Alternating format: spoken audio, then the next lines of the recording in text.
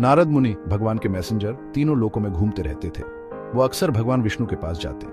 नारद जी बहुत बड़े भक्त थे। उन्हें लगता था उनकी भक्ति सबसे ज्यादा है। एक दिन उन्होंने विष्णु जी से बड़े गर्व से कहा, प्रभु, मुझसे बड़ा भक्त कोई नहीं है। विष्णु जी मुस्कुराए। उनकी आंखों में चमक थी। नारद, तुम्हारी भक्ति अच्छी है, लेकिन धरती पे एक किसान है, उसकी भक्ति तुमसे भी ज्यादा है। नारद जी चौंक गए। एक मामूली किसान उनसे ज्यादा भक्तिमान? उन्हें यकीन नहीं हुआ। वो विष्णु जी को गलत साबित करने धरती पर चले गए। धरती जाने से पहले विष्णु जी ने नारद जी को एक काम दिया। ये मटके को लो, विष्णु जी ने कहा, इसमें तेल भरा है, इसे पूरी धरती पर घुमा के लाओ। ध्यान रहे, एक बूंद भी तेल नहीं गिरना चाहिए। नारद जी ने काम मान लिया। उन्हें अपने आप पे पूरा भरोसा था। उन्होंने सोचा, ये तो आसान है। उन्हें क्या पता था ये काम इतना मुश्किल होगा। मटका लेके नारद जी अपनी यात्रा पे निकल पड़े। उधर एक छोटे से गांव में एक किसान रहता था। वो खेतों में दिन रात काम करता था। हर सुबह वो सूरज निकलने से पहले उठ जाता। वो पूरे प्यार से विष्णु जी की पूजा करता। किसान का पूरा दिन काम में बीतता। वो खेत जोतता, बीज बोता और फसलों को पानी देता, लेकिन वो अपनी भक्ति कभी नहीं भूलता। हर काम में उसे विष्णु जी दिखते। नारद जी ध्यान से धरती पर घूम रहे थे। उनकी नजर मटके पे थी। वो कई दिनों तक चले। उनका ध्यान बिल्कुल नहीं टूटा। वो रुकावटों से बचे, भीड़ से निकले और मटके को संभाल के रखा। वो विष्णु जी का नाम लेना भी भूल गए, जो वो हमेशा करते थे। आखिरकार बहुत समय बाद नारद जी विष्णु जी के पास वापस आ गए। उन्होंने गर्व से मटका दिखाया। एक बूंद तेल भी नहीं गिरा था। प्रभु, उन्होंने कहा, मैंने आपका काम पूरा कर दिया। विष्णु जी मुस्कुराए और बोले, शाबाश नारद, पर बताओ, अपनी यात्रा में तुमने कितनी बार मुझे याद किया?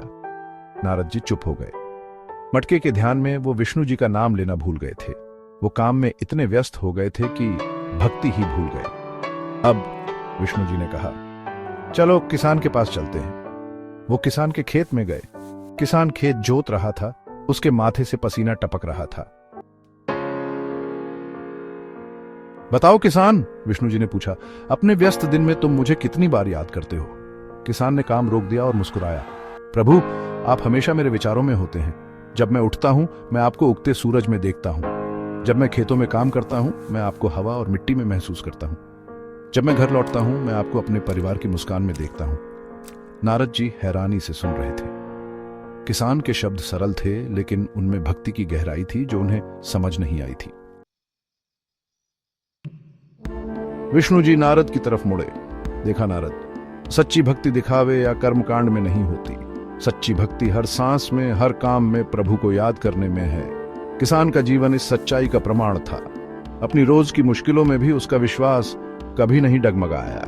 उसे अपने काम में खुशी मिलती थी, ये जानते हुए कि वो अपने कामों से भगवान की सेवा कर रहा है।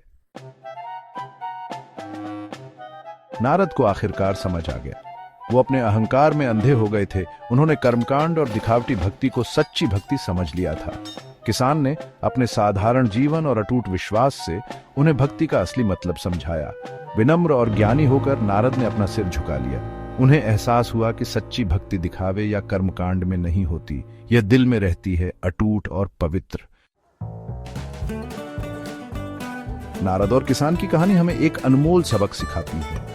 सच्ची भक्ति दिखावटी पूजा पाठ या कर्मकांड में नहीं, बल्कि अपने रोजमर्रा के जीवन में भगवान के निरंतर स्मरण में है। ये अपने कर्तव्यों को प्रेम और समर्पण के साथ निभाने में है। अपने आसपास की हर चीज में ईश्वर की उपस्थिति को देखने में है। यही सरल, शुद्ध और अटूट विश्वास ही वास्तव में भगवान को प्रसन्न करता है।